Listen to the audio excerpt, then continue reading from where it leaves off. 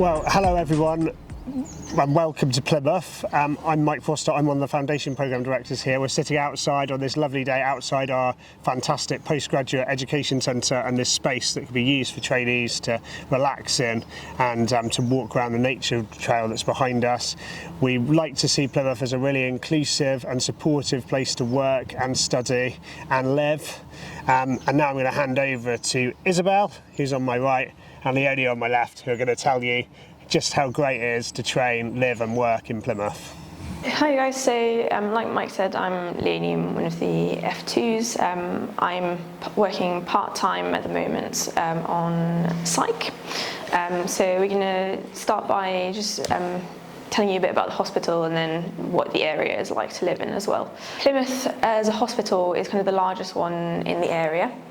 We're also the major trauma centre for the area, so particularly if you're interested in ED, orthopaedics, things like that, that's quite good from that point of view. And we're also a tertiary centre for a number of specialties as well, so you could get involved in kind of transplant surgeries, neurosurgery. We've got a NICU as well. So they're all things to get involved with. It's a very large hospital, and we've got kind of lots of sites around Plymouth as well that all kind of feed into or out of the hospital in terms of outpatient and kind of once you've discharged them as well. And we're also a military hospital. If you're F1 coming in from that side of things, there's lots of other F1s, F2s and kind of doctors and nurses around as well who do that too. So we've got some examples of available jobs that you could be working in. There's a bit of all sorts, kind of medical, ward-based things, surgical rotations, got obviously acute things, and then we've got some community placements as well, often more in F2. And then some of the more specialist things as well. If you're wanting, so if you're interested in any of the tertiary specialties that we mentioned earlier, those are things to consider. Also, the DDRC is the decompression chamber, so anyone who's interested in diving medicine, that's really good. We've also recently started clinical radiology job as well, so if that's something that you're interested in, you could go for that. And you get a bit of a mix of all the different kind of jobs throughout your rotation. So I've done care of the elderly, obs and gynae, HPB surgery, and then this year I've done gastro, I'm on psych at the moment, and then I'll be doing peds next. So hello, my name's Isabel. I'm one of the F2s working in the emergency department at the moment. So I've done slightly different jobs to Leonie. So I started off in the acute medical unit, and then I moved on to urology, and then my final job as F1 was renal. And they paired quite well together, so that was really helpful for me to sort of have that continuity. And then in my second year, I started off in oncology, then moved on to ED, which I'm on at the moment, and I will be moving on to GP come April time. So had a really good mix of different specialties and got to work with a variety of different teams. So yeah, I've really enjoyed working at Derriford. It's a really friendly hospital, and although it is a big hospital, it's still got sort of a really sort of friendly feel to it, and people all sort of enjoy doing the same thing, going outside and sort of enjoying the coast and Dartmoor. So they're all very relaxed individuals, and it's been a pleasure to work with them. It's a very busy hospital, yeah, and I've definitely felt that working in MAU and ED. But besides it being really busy, you're always really well supported, and I've never felt sort of out of my depth or anything like that in spite of all the busyness that you have, given its sort of size. And yeah, like it says on the slides, people do come to Plymouth for the lifestyle, so for the outdoors, and so you definitely get that vibe with them. What we've got on the presentation at the moment is an example of a surgical rota that you can look at. So it's an example of full-time rota. So you can see there's a bit of a mixture of normal working days, on-calls, kind of late weekends, nights. And generally on your ward-based jobs, you'll have a bit of a mixture of all of that. But there are some departments that work a bit differently.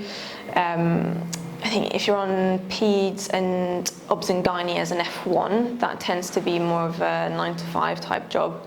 Some of the community jobs in F2 are also 9 to 5. So like my psych job at the moment, I'm on 9 to 5, 4 days a week because I'm 80%. Like Leonie's just said, in the different specialties that you work with, you do have quite varied rota patterns, and I think you kind of find what works for you best.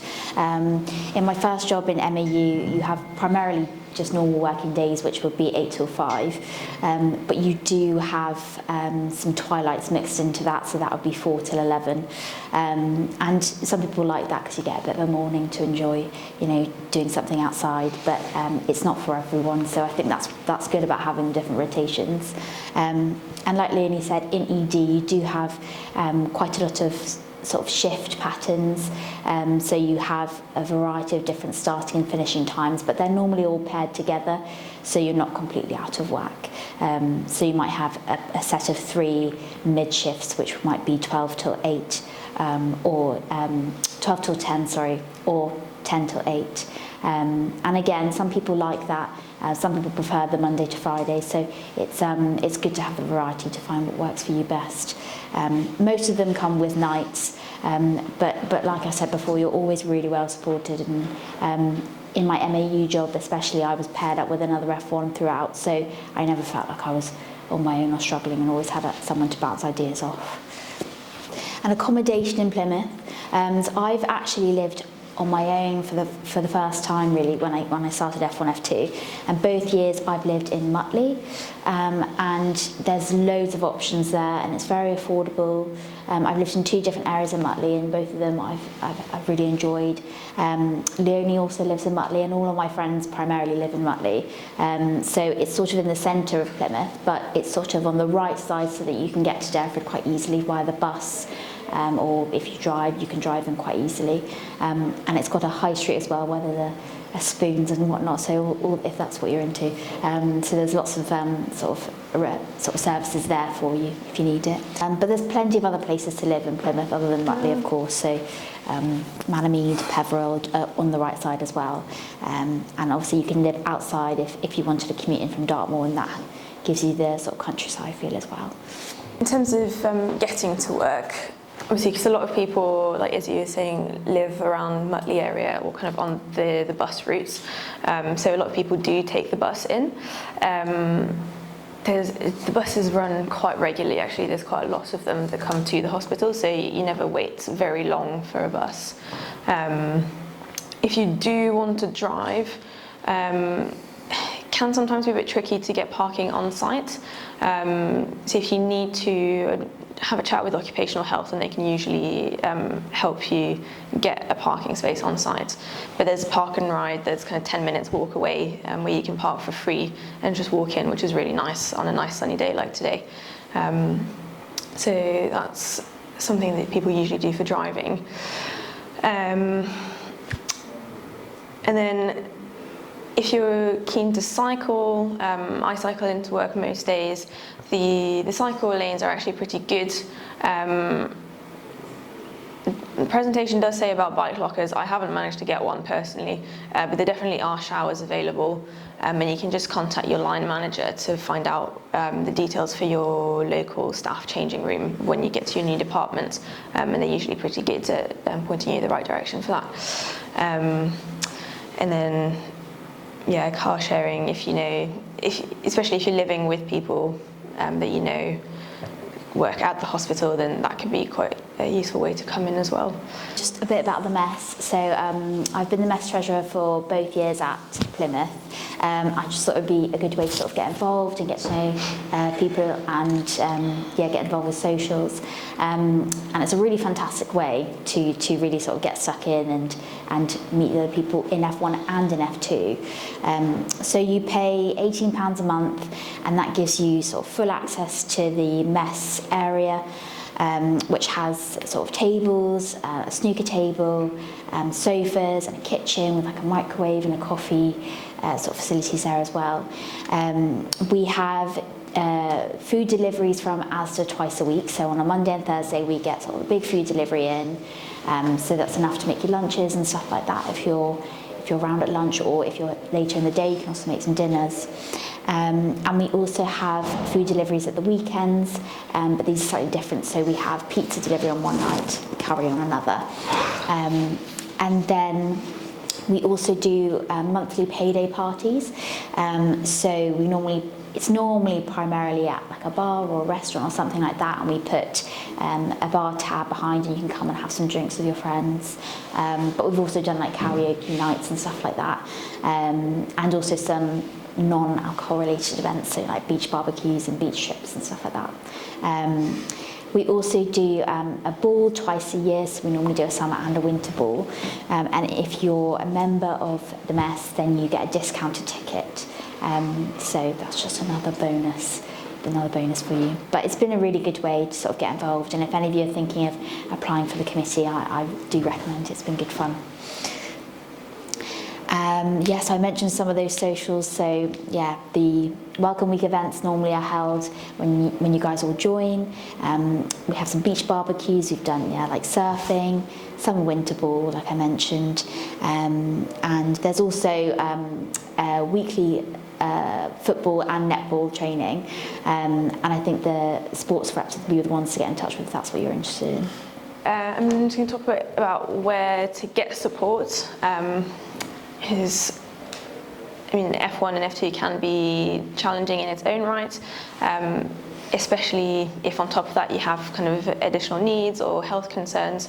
So on this slide you've got a QR code which should hopefully take you to the Postgrad Centre's wellbeing page, where they've got lots of resources that you can have a look at before you come.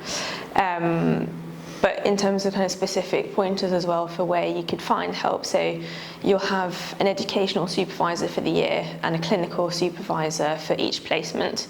And so they're generally good people to start with in terms of if you need any kind of reasonable adjustments or you've got any concerns when you're on placement, they're good people to get in touch with. Foundation program directors also really helpful to get in touch with, and they're usually really happy to help if you've got any issues. The hospital has also a number of staff networks, which are kind of a network of people centred around kind of a shared interest, if you will. So there's a faith one, there's a BME one, neurodiversity, things like that. So they're all on, I think they're probably on the main Derriford website, available. Definitely on the staff net, but you won't have access to that straight away.